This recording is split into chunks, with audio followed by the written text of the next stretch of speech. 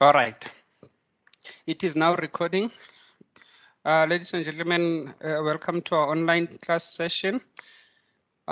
Please use the chat box just to indicate or confirm for me here in the chat box if you are able to see the screen that I'm sharing.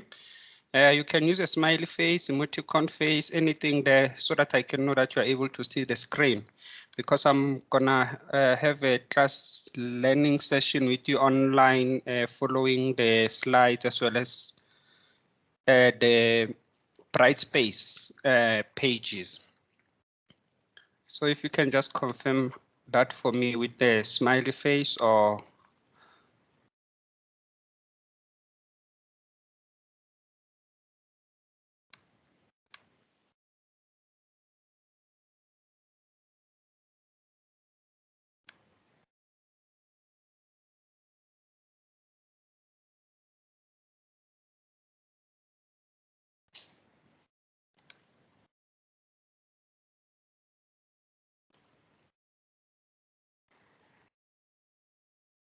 my fellow students, fellow South African students, please comment in the chat box with the smiley face so that I can be sure that you are seeing the screen.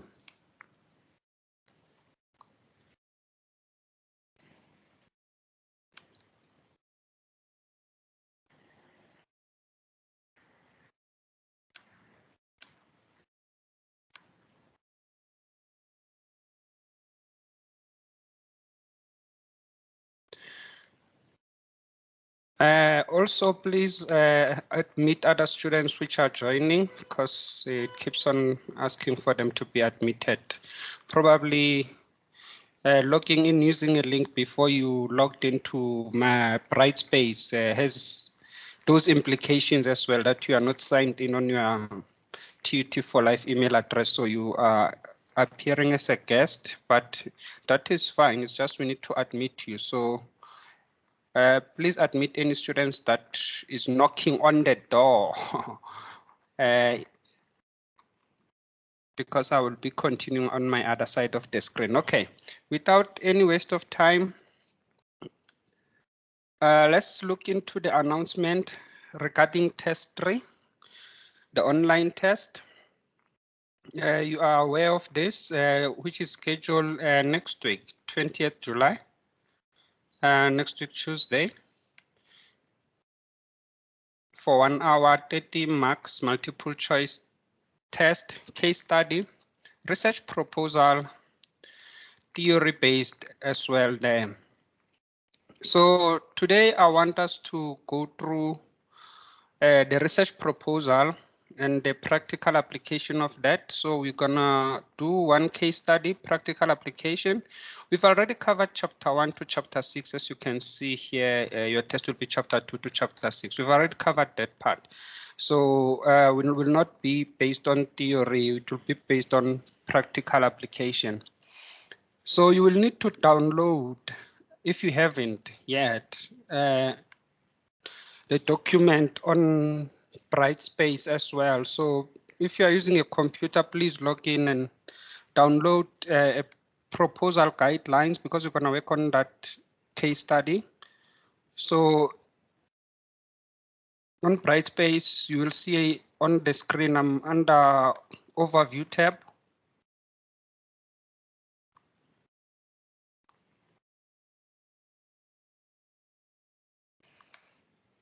And then when you go to practical guide, actually not on overview, sorry. When you go to practical guide tab, where it says research proposal guidelines and framework, we're gonna be using that practical example of the case study there. So we need to download that and save it on the PC because we need to understand the case study. So allow yourselves a minute to 2 to download that.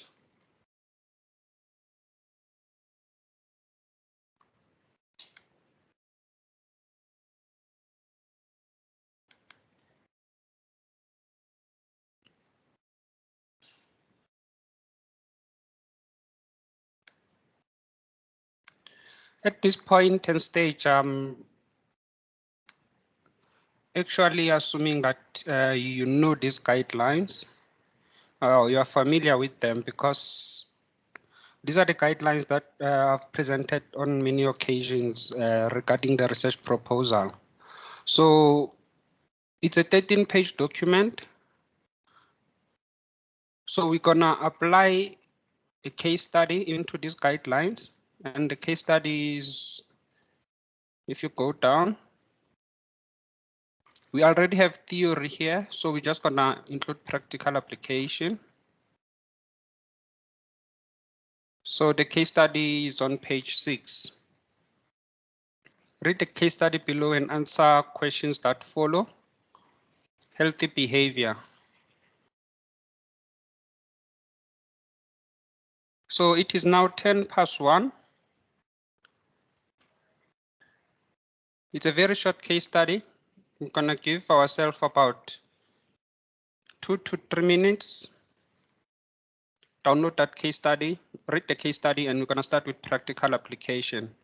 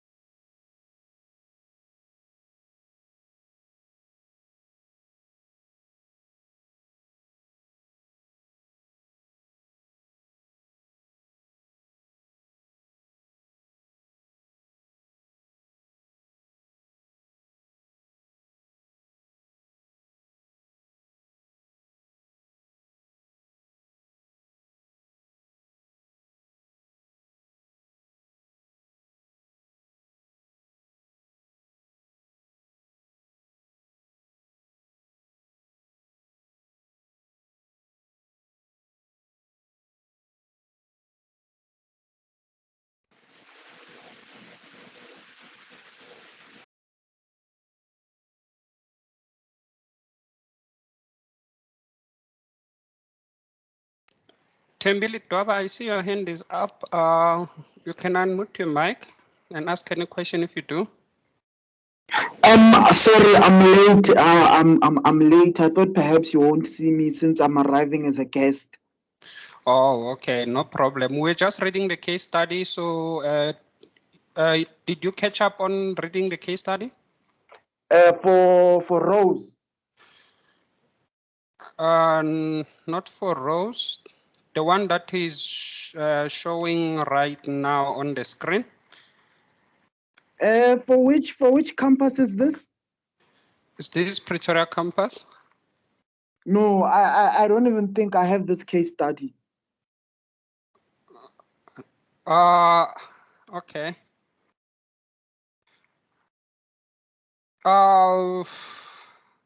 I don't know. Are you my student? No, I'm a student of Miss Ndlovu. Okay, yeah, the case study is available online, so it doesn't matter. You can download it. So just go to Brightspace. You see my screen at the moment? Yes.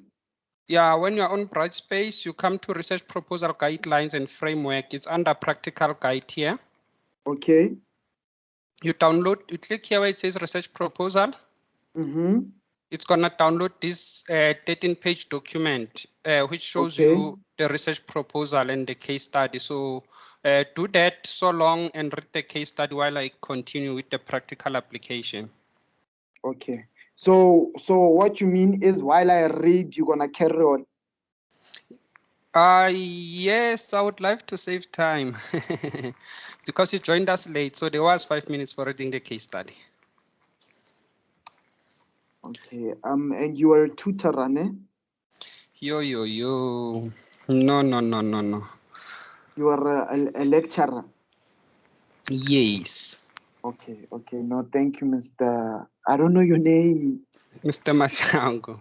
Thank you, Mr. Mahlangu. Okay, so Okay. you can just unmute the mic so that I can continue. Okay, thank you. Pleasure. So, ladies and gentlemen, I would also like to thank you, the student, for raising that question, because some of you might also be lost on what we are doing here. So maybe that provides some clarity there as well. So download that case study. It's on Brightspace. It's showing the guidelines. So today we will be doing a reflection of how to apply the case study into a research proposal. So we have read the case study. I'm just going to summarize it to help you as well if you joined us late. So it talks about healthy behavior. It indicates that young adults, especially university students, may face challenges as they moved out of their homes, and this might lead to unhealthy behavior due to lack of support to maintain healthy lifestyle. So they've indicated some research findings here regarding the influence of social media and how it can be used to actually influence the behavior and reduce obesity. And then now the Heart Foundation organization has proposed a research study to determine the influence of health campaigns found on social media towards healthy behavior.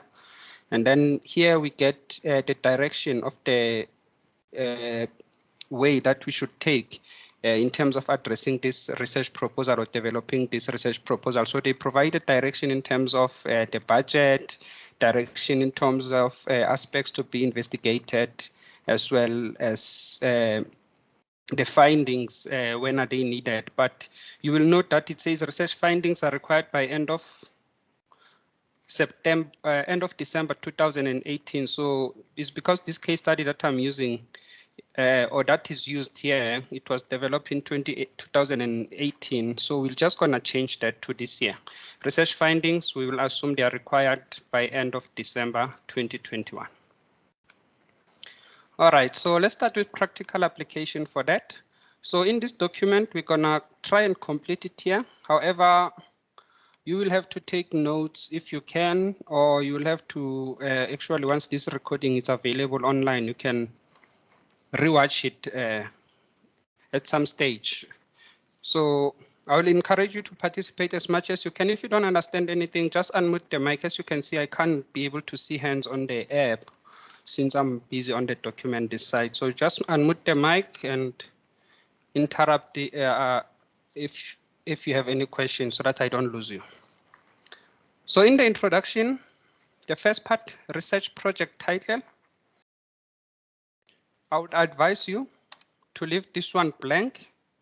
It's for now while you are starting, because you don't, you're still it's gonna be based on research problem and objective. So once we have developed this, it's gonna be easy for us to actually come up with the title. So just for now, we're gonna leave it out. Prepared by, actually prepared for. So in this case, if you read the case study, it advises us here that the Heart Foundation organization has proposed the research. So we are preparing this research proposal for them. So it's prepared for the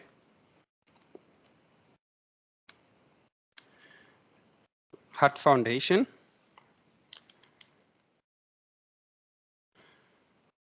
Prepared by. Here you need to actually indicate the marketing researcher who's conducting this research. So in this case, I am the one who's conducting this research or who's developing this research proposal. It's prepared by Mr. S.G. Mahlangu, but in your case, you'll put your own details there. Contact details, it's important to always include both email and telephone number. So as an example,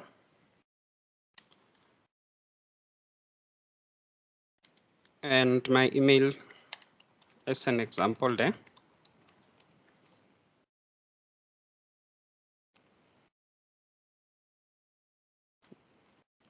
As it indicates here, these are the details of the researcher. The date, it's very important that I emphasize that here you use the date you are developing that research proposal.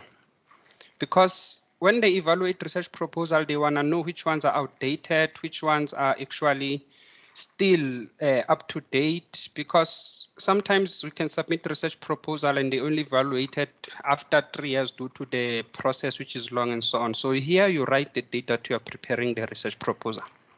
So in this case is the 13th July 2021. That's the date this research proposal was prepared, which is now, which we are doing now.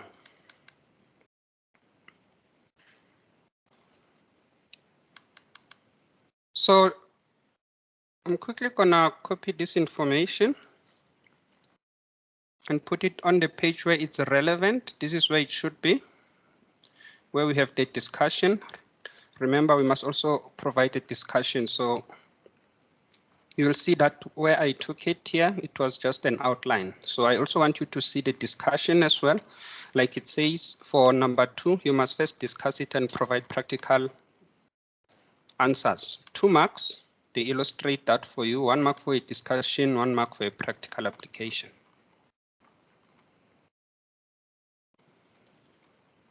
Research problem and objectives. We've already provided the baseline definition of a marketing problem or opportunity, which states that a problem indicates that something is wrong and needs attention, or else an opportunity refers to an existing situation where performance can be improved by undertaking new activities. I just want to take you a little back here, 1 step back, and talk about a symptom and a problem. In the textbook, if you read on chapter 4, and if you have a textbook in front of you, you'll see that on chapter 4 in the introduction, they introduce a symptom and they differentiate between a symptom and a problem. And it's important for us to understand that as well. I will use an example of an iceberg principle in this case. I will just search it here on Google. One of the beauty of using the online classes. So the iceberg principle is used to compare basically a research problem as well as a symptom. What it actually says here is that above the ground, we can only see only a tip of an ice, which is actually under the ground. It's much larger than the tip that we are seeing, and hence the iceberg principle. So usually we see the symptoms, or the symptoms are tangible, they can be easily seen, whereas the real problem cannot be seen because most of the time they tend to be intangible. So this iceberg principle, it applies as well as to marketing research proposal. To say most of the time companies, especially in marketing, because we are about customer satisfaction and in terms of making profit. If in most of the time, if customers are complaining or they are not happy or the sales are not growing or the sales are declining, most of the time that is just a symptom of the underlying problem, which could be things such as poor quality of the product, customer care, and so on. So when you come to the research proposal here, a problem indicates that something is wrong. It differentiates between a problem and an opportunity as well, because a symptom will just only tell you that actually a problem or opportunity exists. I would like to use this example, and I would ask you to participate in the chat box here for this example. So I will write it here as a learning activity.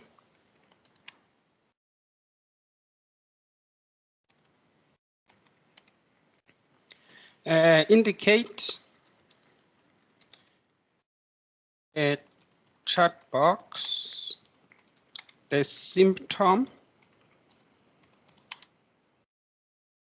and the problem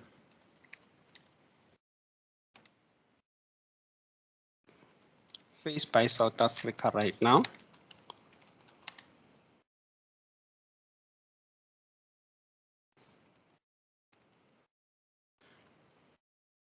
So we're going to use current example in the situation of what is currently happening in South Africa. You will see in the media and everywhere else. I want you to indicate for me what is the problem in your own words and what is the symptom. We're going to give this learning activity about 2 minutes. So think for 1 minute, write that answer in the chat box for the next minute. It is now 27 minutes past 1, and we're going to continue. I'm going to continue with class to discuss those examples that you wrote in the chat box, the symptom as well as the problem at past.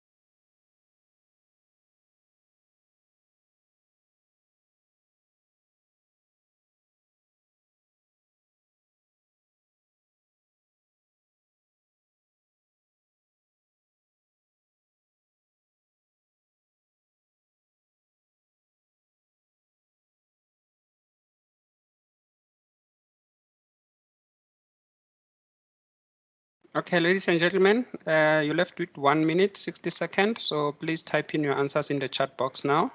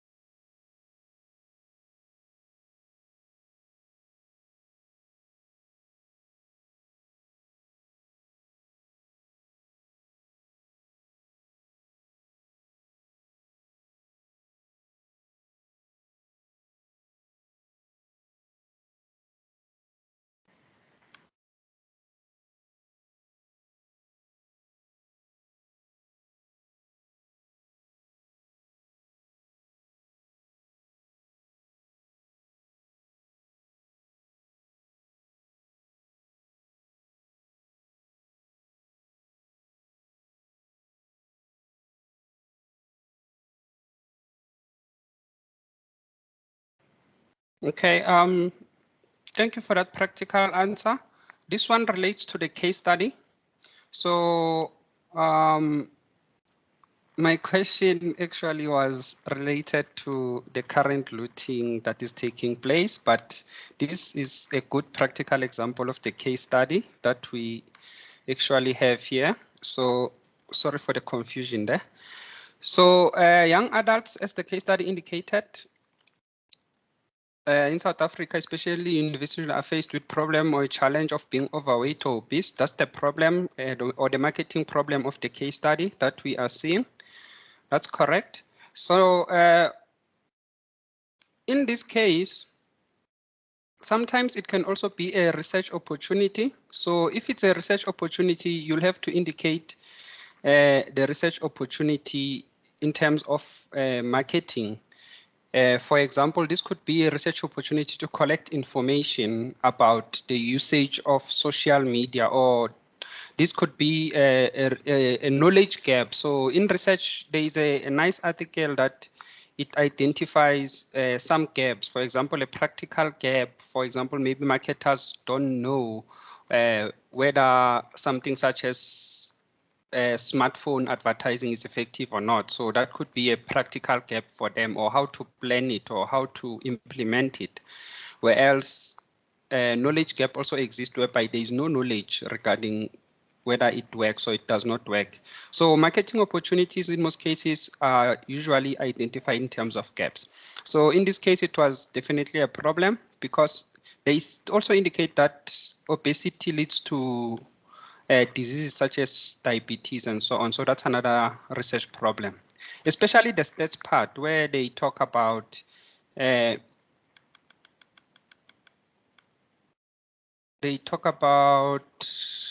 than 1.9 billion adults of the global population are overweight or obese. So that is a lot of people. And remember, this was in 2018. So the stats probably now it has changed. And then we come to the primary research objective. And the primary research objective is an overall statement. So this is what gives an indication what should be achieved by the study. So if you look under the second paragraph, whereby they gave us guidelines, they advise us that they propose a research to determine the influence of health campaigns found on social media towards healthy behavior. So that becomes our primary research objective. We want to basically see if there is a social media page like a Facebook page whereby they promote healthy behavior in that page. That could be something such as fitness, wellness, food or healthy food and so on. So we want to see that does it influence the people who are following that page to live a certain lifestyle or healthy lifestyle. So our objective is to determine the influence of health campaigns found on social media towards healthy behavior. Secondary research objectives, like it indicates here, these are specific aspects of the topic that the researcher wants to investigate within the main framework of the research project. So this is in addition to primary research objectives. Another perspective to look at secondary research objective is to actually consider that a primary research objective cannot be achieved without looking at various concepts or at various constructs or at various variables that needs to be tested. So those variables or those concepts becomes our secondary research objectives. For us to actually achieve primary research objective, we'll be looking at various topics or construct that needs to be measured. So in this case, they say we need to find out the preferred social media site among young adults, consumer awareness, and purchase intentions. So we've got our secondary research objectives there.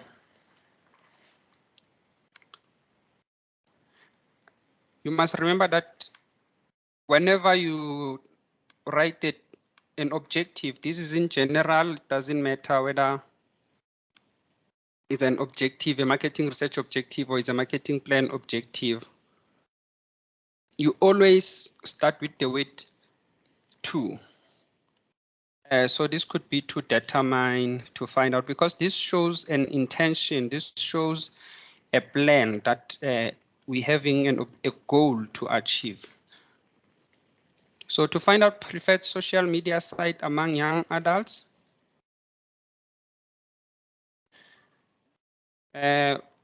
consumer awareness, we usually measure it. So we can use the word to measure, to determine. It's also applicable.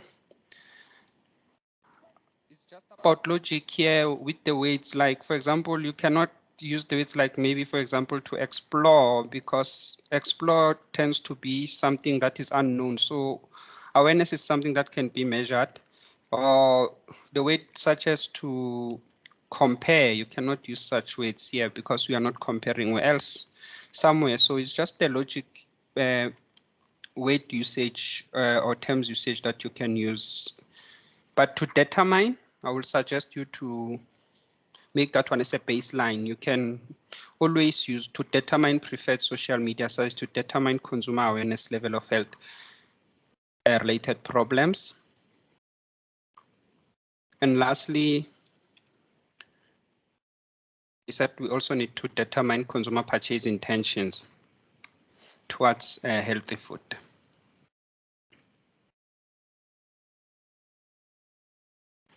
Once you have developed your primary research objective and secondary research objective, now it's the right time to actually indicate your research project title, because now you understand what this research is all about.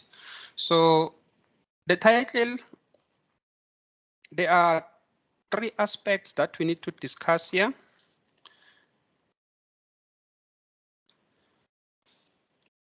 So regarding the title, so I'm just going to quickly write theory regarding that.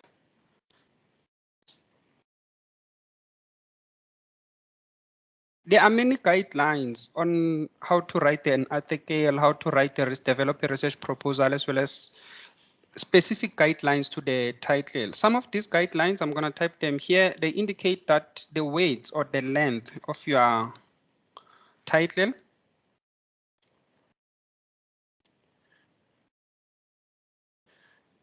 okay, the length should be equals to 8 to 15 words. If it's more than 15 words, it's too much. So just bear in mind whenever you actually develop a title for your study. The second thing is that it must show a relationship between 2 variables. So 2 variables. So we're talking about a dependent variable and the independent variables. So it must show a relationship between one variable have an influence on another variable. So it's independent and the dependent.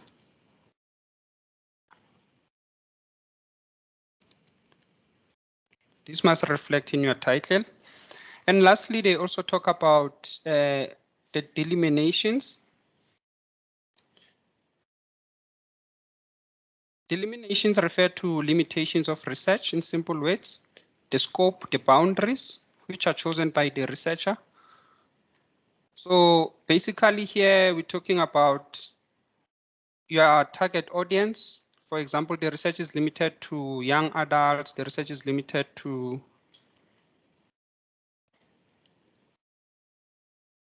teenagers, the research could be limited to employees. So that's the target audience or target market or respondents, as well as the location of the research, for example, in Tshwane or in Durban and so on. These aspects or these variables makes up to a good research project title.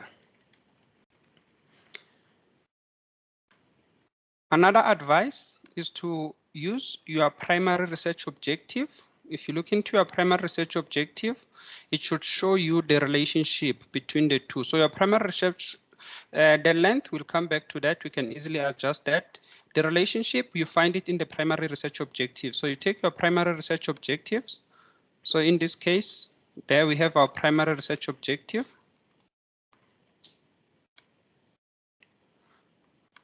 So our project title, we're going to remove the word to because this is no longer and to determine. This is no longer an objective. So our primary our title becomes the influence of health campaigns found on social media towards healthy behavior. What we see here, we're seeing independent variable being social media, dependent variable being healthy behavior. So we are missing the delimitations. We need to add that.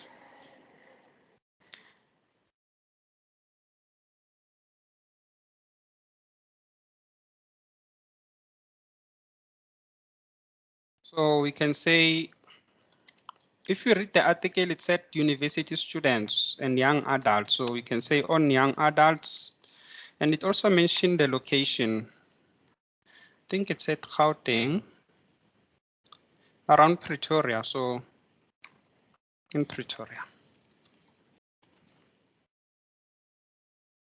And there we have the research.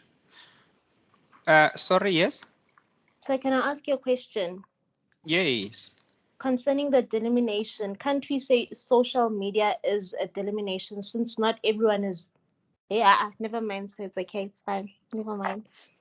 No. You are raising a good point, and I understand what you are saying. Just continue, because because even social media, actually, it's defined or it's differentiated between social network like Facebook and Twitter. They refer to them as social network, and then you've got YouTube, and YouTube is something that people don't think about as a social media, but it's actually social media because people can have comments there and so on. But what you were saying, you were referring to that the researcher here chose to choose specific people who are actually who are following head campaign pages on social media. So I think you are raising an important point whereby, like, let's say I'm on Facebook, or you also have Facebook account, but you don't follow any social media health campaign, which means you are not the target population. That's how I understand it. I'm not sure if we are on the same page. Yes, that's what I wanted to say. And considering the fact that not everyone uses social media.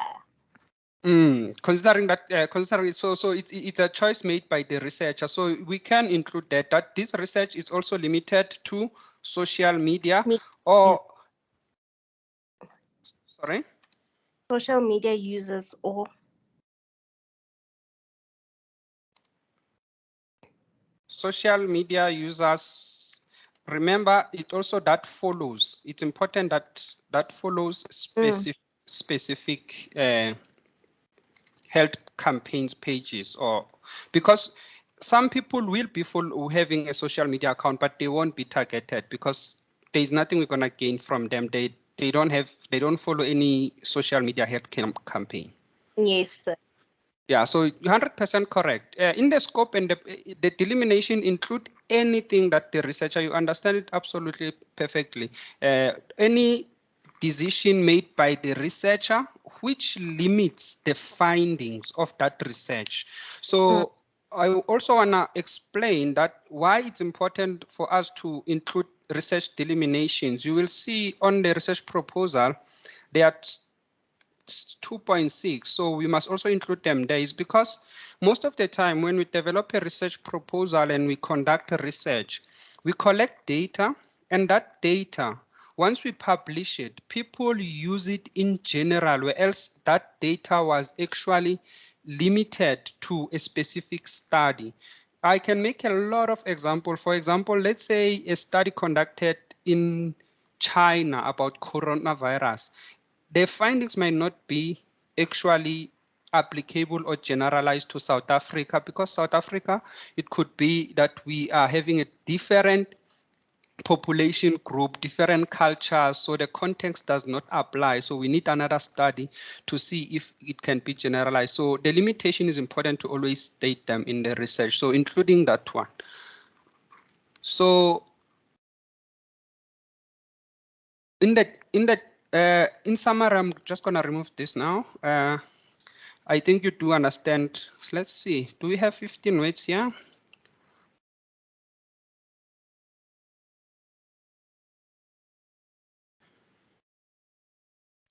We've got 17 weights, so it can be adjusted obviously by removing certain weights.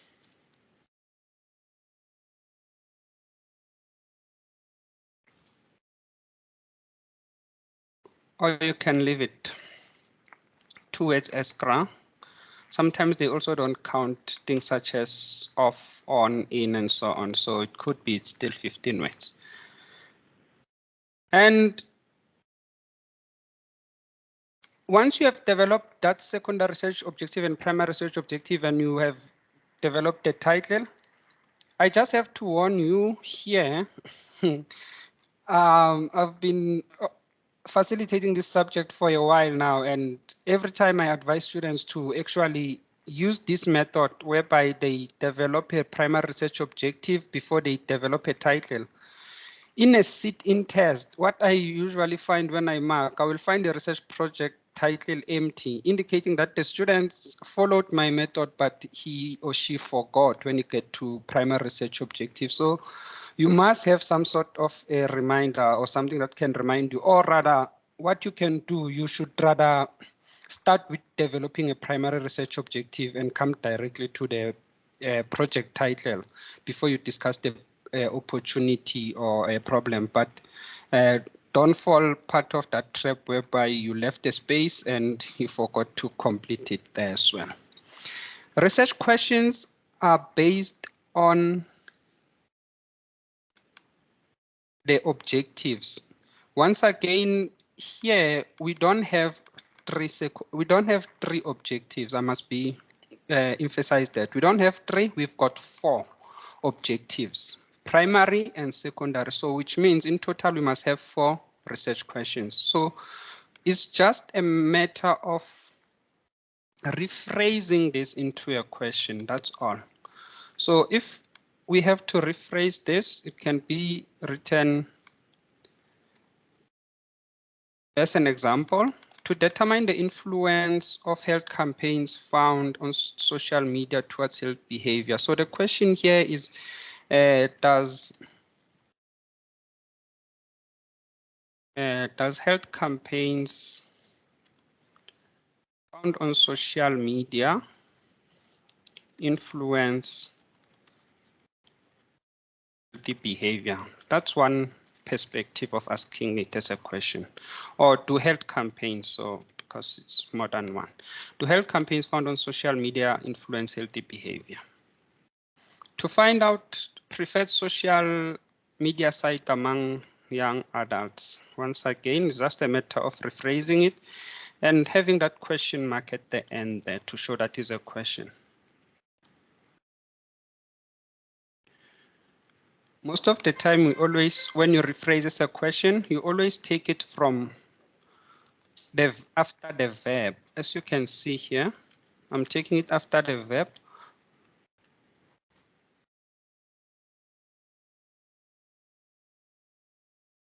Which social media sites,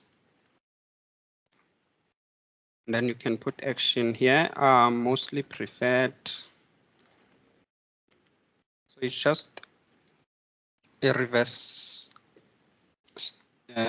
wording there that we are using. Which social media sites are preferred among young adults? Obviously, you can ask it differently. To measure consumer awareness level, are consumers aware? How much are they aware? To what extent? Because now we're talking about the level, so, or how much?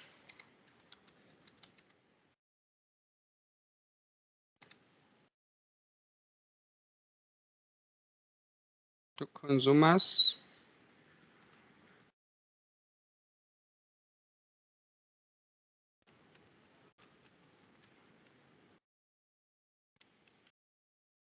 To what extent are consumers aware of health-related problems as a result of obesity? That works. And the last one, to determine purchase intention. So I just want to illustrate that you don't have to actually use cliche. You don't have to use cliches. What you are seeing here is just cliches because it's just a repeat of words. You can completely rephrase this. Let's try the last one. To determine consumer purchase intentions towards healthy food. Let's try and rephrase everything that is written there. Okay, because it's on the next page, I'm just going to put it on top here. I think we understand.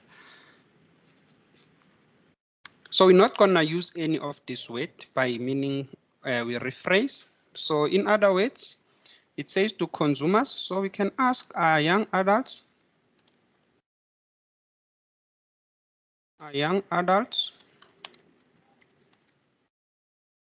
Purchase intentions. Remember, intentions is willingness. If you want, young adults willing to purchase, to buy healthy food, to buy. Okay, I'm just gonna take healthy, but obviously you can think about another word you can use to substitute it there. But I just wanted to illustrate that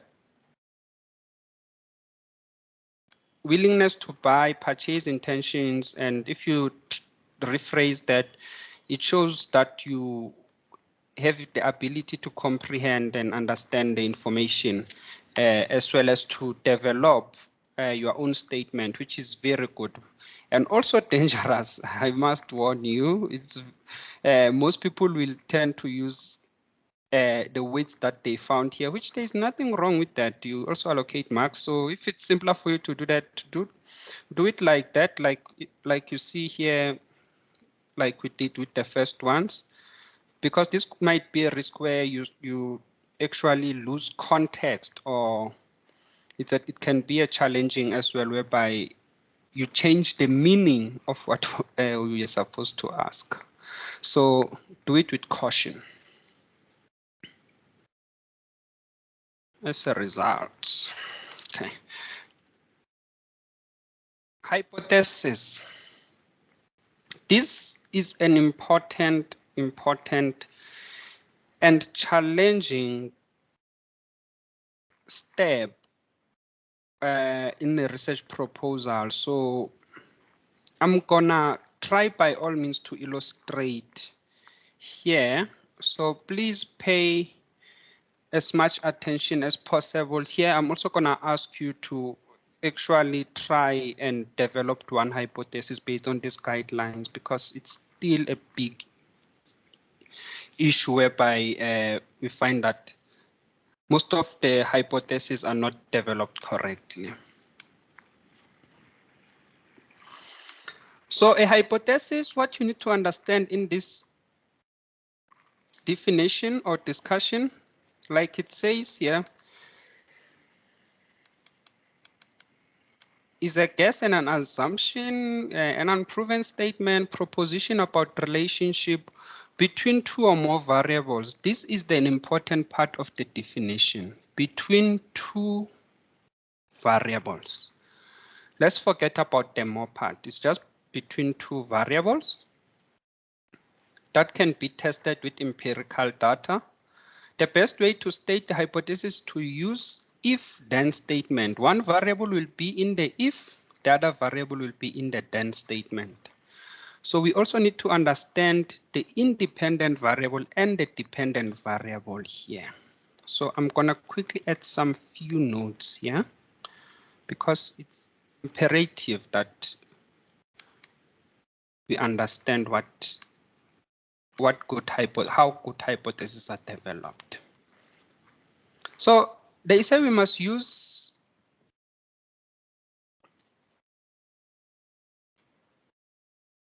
the if and then statement. We will usually say if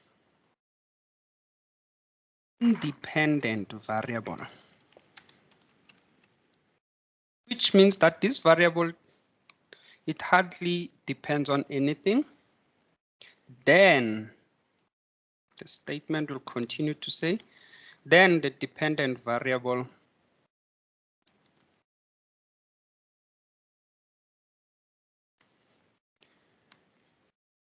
will be influenced in some way or another.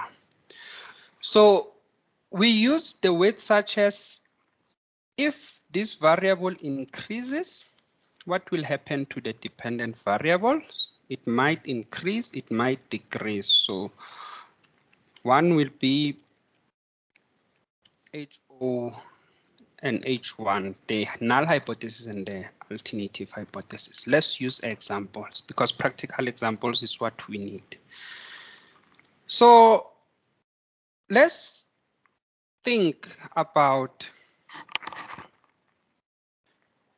the variables first and sort them accordingly. Which one are dependent, which one are independent. The variables will come from our research objectives as well as our research questions because it's just the restatement. So let's start with the last statement we wrote, but let's use objectives. It makes it easier. From the primary research objectives, we've got a variable which is called healthy behavior, and that variable is a dependent variable because it will depend on these health campaigns. So if these health campaigns are many, or if this health campaign post, they respond to comments, if these health campaigns are being followed, then we will have some change in healthy behavior. That could be we have more people being healthy conscious, which means shows an increase, or it could be vice versa. I must warn you, in the primary research objective, I repeat that we don't have variables because this is an overall statement. So this is what the study will actually conclude or make a conclusion that yes, they influence social media or they don't influence social media based on secondary research objectives. So your variables are in secondary research objective. We test these variables here to achieve these primary research objectives. So let's pick up some variables. Preferred social media sites. A social media site, that will be a independent variable. Why do we take a social media site or preferred social media site as an independent variable? It simply means that it does not depend on anything. Social media site or preference, that's what we're going to be determining. It's preferences of social media site. So a person can prefer Twitter, a person can prefer YouTube. So that will result in certain outcome or influence rather than it being a dependent variable. Do I have a question or a comment, or the mic is on? It's a question, sir. Okay. You say preference, and then you stated the social media sites. Yes. For the independent. Is it independent because whether or not people give their comments, the site is still there? Yes, it's independent. I'm lost. It's independent because if I ask you right now, why do you use Facebook or why do you use Twitter, a specific social media site?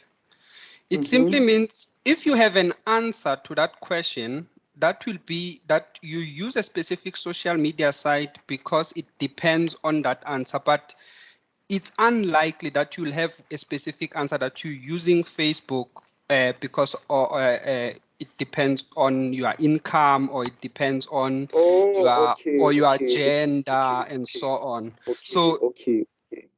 in most cases, we use demographics as well to illustrate the independent and the dependent variables. So think about demographics, whether the demographics influence preferences or they don't. So in my own opinion, I think demographics do not influence preferences in this case. And then if just to clarify whatever that's going on between the, I don't know how to pronounce the word, hypothesis or whatever.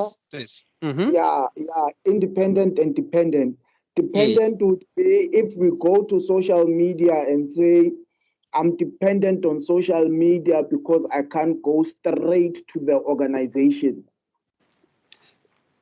Remember, the preference is about social media site. So the preference right now, let's make a hypothesis. Which social media site do you think people prefer? In our instance right now, because of lockdown, I'm going to say WhatsApp. WhatsApp, 100%. Yeah. So let me show you. So I'm developing with your practical example. It will say if people, I'll use the word young adults. If young adults prefer, remember you must provide that answer in the hypothesis.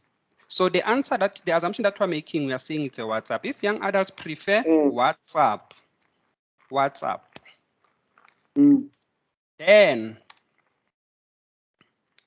so we are going to come to the dependent variable. So let's continue right now by identifying all variables first. So this one was just preference. We're going to continue our sentence here. But you can make any hypothesis that you think about. If young adults prefer WhatsApp, then they follow. It could be that they follow food campaigns, or they follow fitness campaigns, or they buy healthy behavior, and so on. Okay. So then becomes because. Yes, it becomes a dependent variable. Yes, because of that, the outcome. Okay. So yeah, so I'm gonna take a bit back. Remember, we get our variables in the objectives.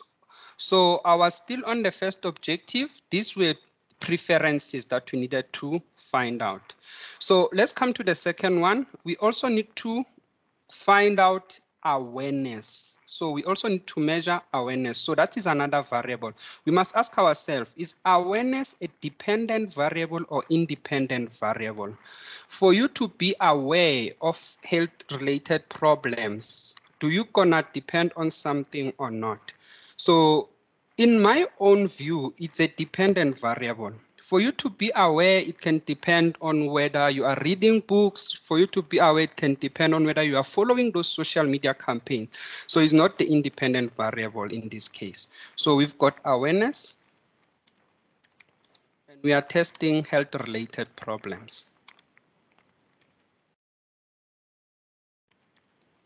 So you can take these two and take that relationship. So if we're using your example, we will say if young adults prefer WhatsApp, we provide an answer for the preferences, so we must provide an answer for awareness as well. Then young adults is either less or more, so let's choose. If they prefer WhatsApp or they use WhatsApp, they are more informed. They are more aware of health-related problems, or of health-related problems as a result of obesity. I'm just gonna change the practical example of WhatsApp to Facebook because of the reason that there is some studies that do not classify. I know you're gonna question me on this. WhatsApp sometimes is not classified as a social media site. The reason being that on WhatsApp, you can hardly, basically, remember, there are three things that define social media. And as a digital marketers or future marketers, I need you to understand social media is defined based on 3 principles. The first one, it's interactiveness, which means I can like, I can provide a reaction, I can comment, so I can interact with the content that is posted. The second one is sharing to share that one, and the last one is participation. So participation is lacking on WhatsApp. We do have the first 2 principles. We are lacking participation. By participation, I simply means that we've got things such as reviews and things such as previous ratings of that certain page. For example, on Facebook, what makes a social media is those reviews that plays a role as the third variable as well. But as well as to illustrate this as a practical example, let's rather use Facebook. So if young adults prefer Facebook, then young adults are more aware of health-related problems. That is a very good practical example of a hypothesis. Let's add another one. Which social media site are preferred? No, sorry. We're taking them from objectives. Okay. The last one, it says consumer purchase intentions. That's the last thing that we have to have as our either dependent or independent. Let's ask ourselves whether I'm willing to purchase something or I'm not willing. Does that depend on certain variables or it does not depend on certain variables? Logic states that purchase intentions are dependent variables. I'll explain why. For me to have a purchase intention, it simply means I must, if we use demographics, I must have money, income, also illustrate my purchase intentions that I'm willing to buy a certain thing. It also depends on my perception, whether I'm brand loyal. So purchase intentions are dependent variables. So if you can classify this into a statement like this, you will see all your hypotheses will be easy to be developed. So I'll show you the second hypothesis. So now we can compare preferences with purchase intentions. So we can develop another one where we compare. Okay, let's take it step by step. Preferences and purchase intentions. We can also add demographics. In every research, you will always collect demographics information. And demographics, they don't depend on anything. You are male, you are 13 years, it's just nature. So any study will have demographics such as age, such as gender, and so on. So you can use that as well to develop your hypothesis. So we already have preferences and awareness. Now let's take preferences and purchase intentions.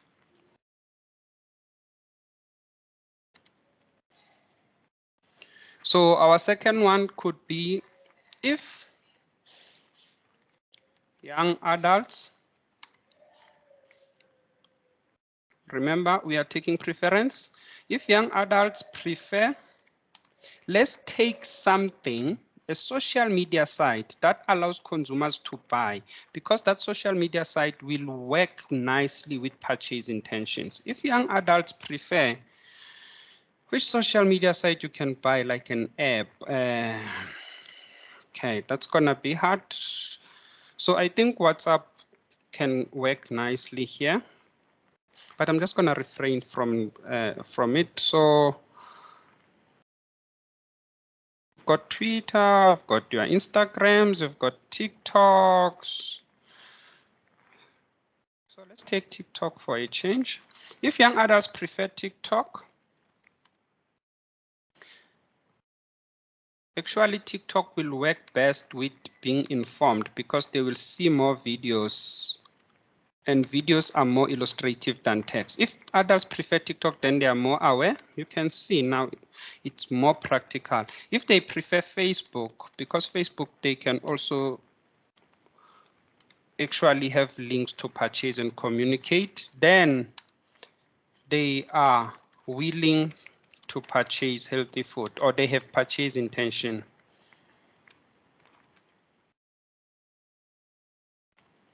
If you continue, you can take demographics. Let's take one demographic. If young adults are females, remember you always provide an answer. So an assumption that you are making is females. You can say if they have higher income, if they are older, but now we cannot use gender because this study was limited to young adults. That's a delimitation as well. If young adults are female, we can compare that with awareness. They are more aware than, or they are less aware. We can take it to purchase intentions. They purchase, or if males, they don't purchase. So let's use the purchase intentions in this case. If young adults are females, then they have purchase intentions.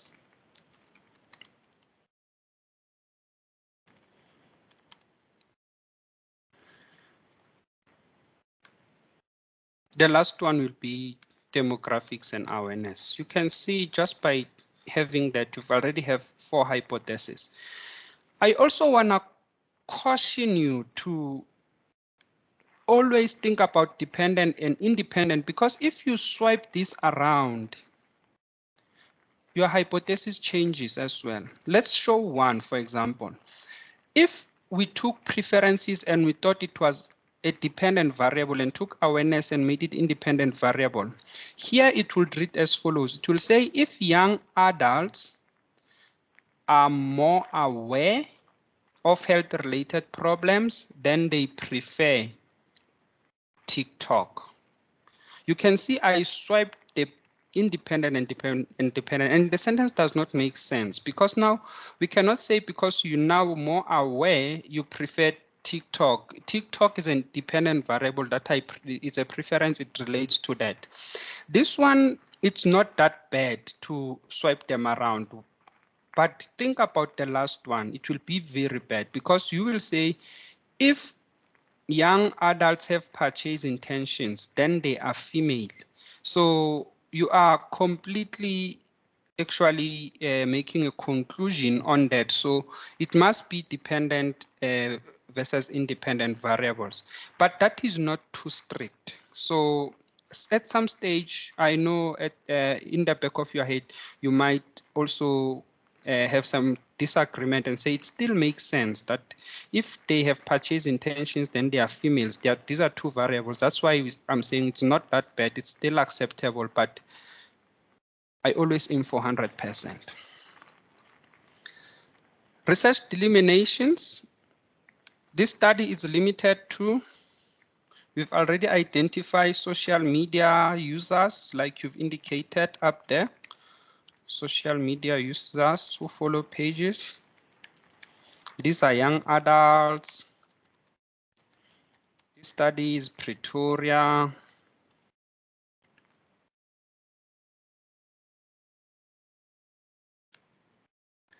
Research approach.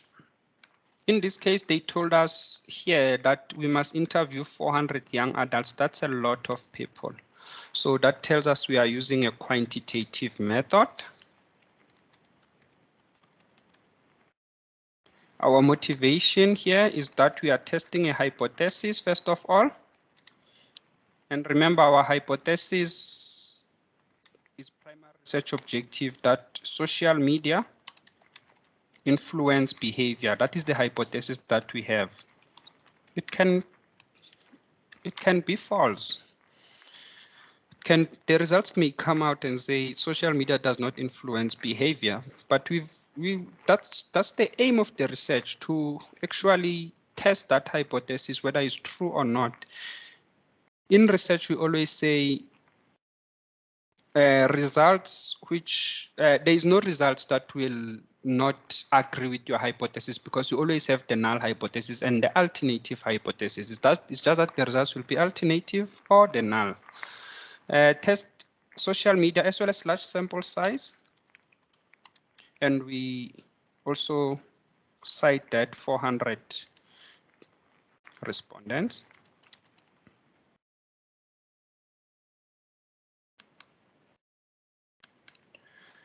The design in this case, that we are using, it's not exploratory, because if we are using exploratory, it means that our study is qualitative. So since we already said it's quantitative, we've got two options. We are using descriptive or causal. So how do we choose between these two? It's either we're going to communicate with the respondents or we're simply going to observe them. So in this case, we're going to communicate. It makes it descriptive. They're going to describe. That's what it means. They're going to describe the data that we're going to collect. It's what they are saying. Causal research is an experiment. We observe there and we conduct lab and so on. So what are they going to describe? You take your variables here. You indicate them as your motivations. So we've already identified those variables that consumers, we're going to ask them questions and they're going to describe us to us. So it's always important to indicate market characteristics. So they're going to describe their market characteristics, or it shows insight into market characteristics or new information. So that will be market characteristics, trends. We also refer to these trends in marketing or marketing trends.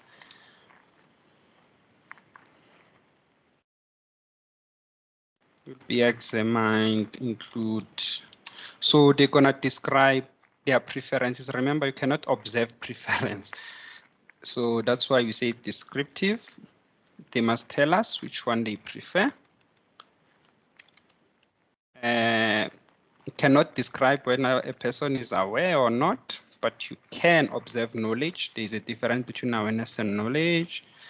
As well as lastly, purchase intentions. You cannot observe that. You can only observe sales. So purchase intentions, remember, it's willingness, that I want to or I don't want to. So we must ask consumers all these questions. Last week we've done chapter 6, and in chapter 6 we've covered this part of secondary data. So let's apply it here. So firstly, we come to the source of internal secondary data. Remember, our internal secondary data, our source will always be in-house or internal. So in this case, we must just provide a practical example. So in this case, we need to go back to the case study. You will see here that the case study, it says the Heart Foundation. So any document that is published by the Heart Foundation, because they have published their own articles as well, they conduct their own research. So previous studies that they have published will be part of internal records that we can use. So we can indicate there previous news articles. They write that news articles and studies published by the Heart Foundation organization. We just have to mention the topics here, because we won't just go to any news article. So the topics will be about social media. We want that. We want articles about healthy behavior that they published. Anything that they publish regarding social media sites. Anything about young adults. So all these aspects. Consumer awareness, obesity articles, we can keep that as well. Even purchase intentions.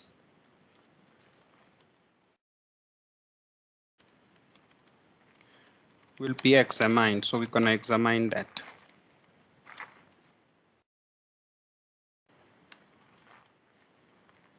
In terms of other published sources, this is external to the company, but we also want the same aspects that we're going to evaluate. So we're just going to change the first part of it. Any Any published study? Any published study? I'm gonna mention this once again on Google Scholar. We use Google Scholar as a search engine to search reputable studies and reliable studies. Any published study on Google Scholar regarding social media, young adults will be reviewed or examined. Let's use the word reviewed.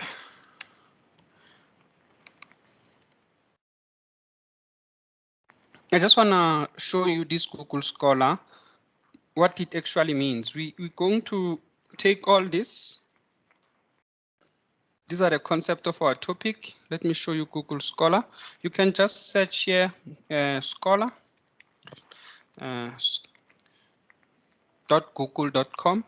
So this is the search engine for articles. So if I put that information that I'm saying I'm going to search, you will see all these articles are reputable articles about healthy behavior, about young adults, about social media. So we're going to review them, and all these articles are external. So this is as practical as possible to develop a research proposal.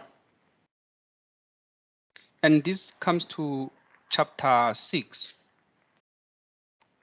So in the next 5 minutes, we're gonna do a practical application, which is gonna be a quiz. So you need to open quizzes. Last week I've introduced you to quizzes. For those who did not play quizzes last week, we need to go to quizzes. So follow me with the screen as you also open your other tab on your mobile phone and so on.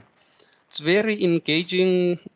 What you wanna do, you wanna enter a code. So I'm gonna quickly log in and start the game. It's just about few questions. I think it's 6 or 7 questions. A multiple choice is based on the case study that we're gonna quickly read.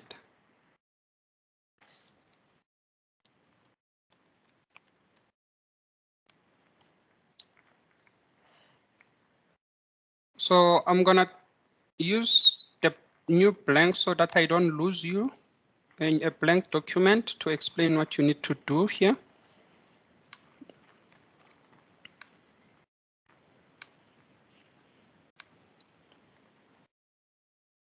So research proposal about new metro,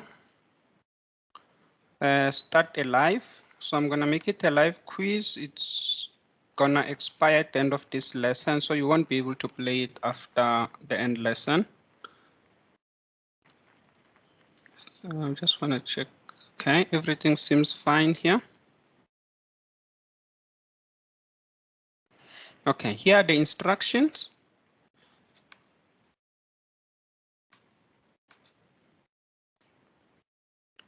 I'm gonna quickly copy that and paste it in the chat box as well.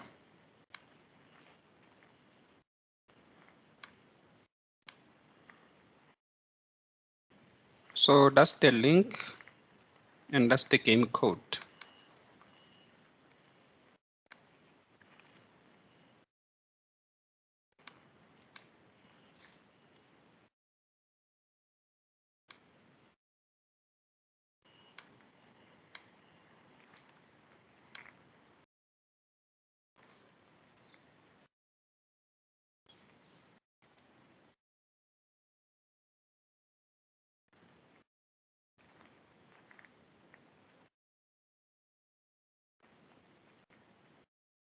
So you can join the game, use any nickname on the game.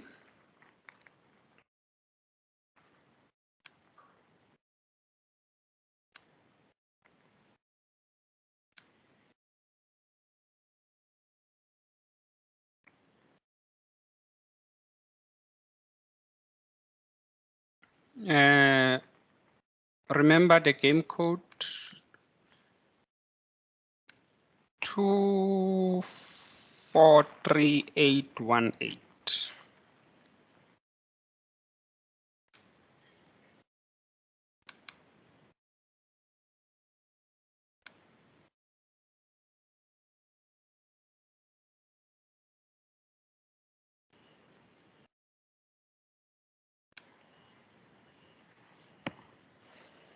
So I'm waiting for you to join so I can start the game.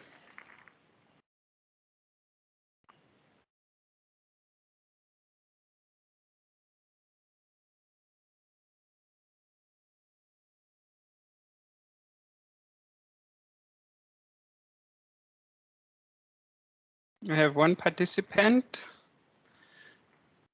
Others, please join so we can start.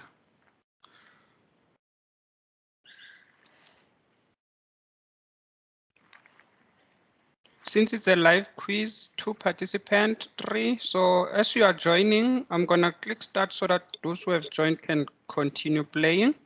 So if you are joining, the game code, it's on the chat box. So you can, if you are still struggling. I know you did not, I will show the case study on my screen. So use this screen for the case study, but you don't actually need it. The quiz shows you, it cite the most of the information from the case study. So I'm gonna quickly mute my mic so that you can concentrate.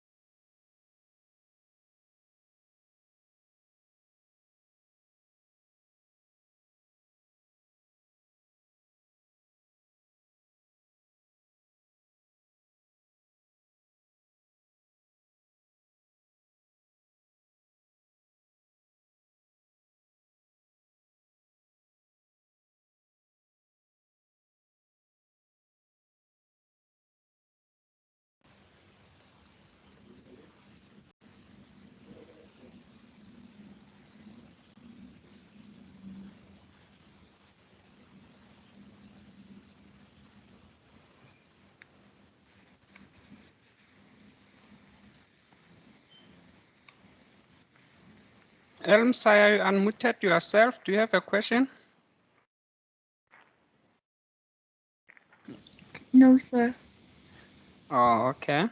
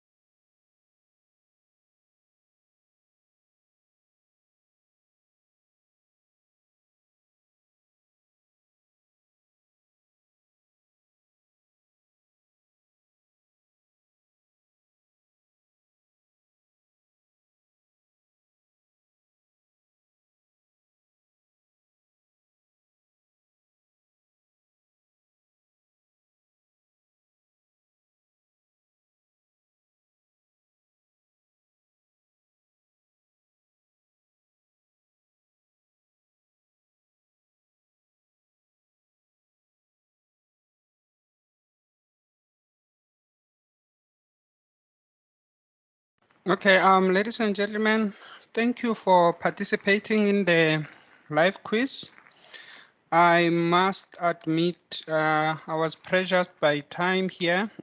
Initially, I had to give you enough time to read the case study. So most of the questions or some of the questions might have been difficult or to answer because of the case study. So